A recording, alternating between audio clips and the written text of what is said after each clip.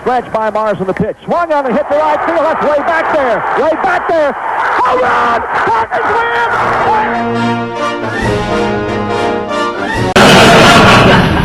8-7 Miami going into the bottom of the ninth inning. What happens?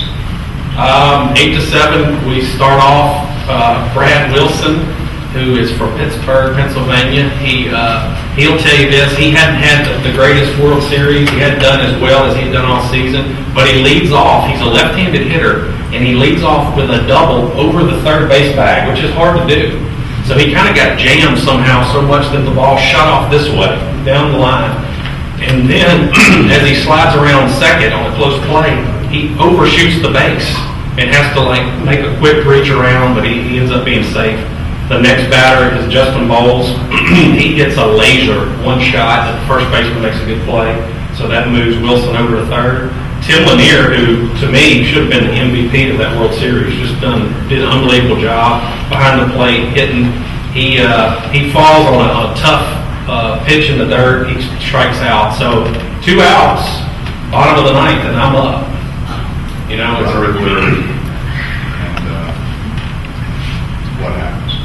Well, I mean, I'll tell you, everybody asks me, what were you thinking about at the time? I'll tell you, I was trying not to think. but it was almost surreal because it's like the situation that I always kind of did when I was in my backyard. You throw up a rock and a stick and you say, 2 outs, bottom of the ninth, down by 1. You know, and you hit it over your little chain link fence and well, like, this was the real deal. There's like 26,000 people watching, and from what it sounds like over the last 17, 18 years, everybody in Louisiana was watching.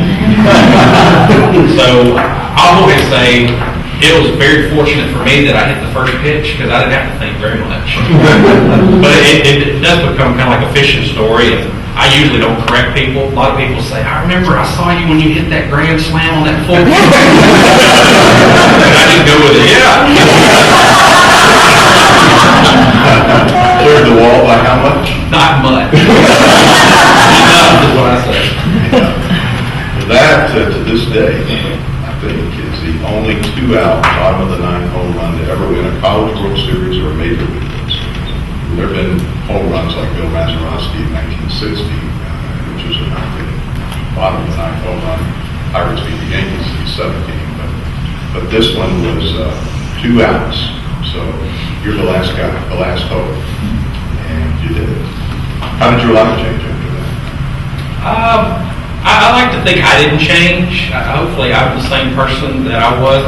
The good thing for me was it gave a reason for lots of people that probably wouldn't have had a reason to come up and say something to me or tell me their story, to come up and tell me that. So I think I've been the beneficiary of just great stories and great experiences, and people just, you know, we're so many years away from it. I like to say, well, I'm just a has-been, but people still talk about it all the time. And, you know, they love to tell me, you know, I was at this wedding reception and it was silent. I just started screaming and people thought I was crazy. I can't tell you how many people hit their head on the ceiling fan, you know, that's a pretty popular one. But, no, it's been fun, and, you know, even touching stories about people, and, you know, they're spending some last moments or whatever, a few months with a loved one, and they got to have, you know, a good moment together and experience that. So if nothing else, if I brought some joy to someone on that one day in the span of their life, I feel fortunate. Well, you began your professional career shortly thereafter, and it took a while, but you made it to the majors. How were those first few years in pro ball?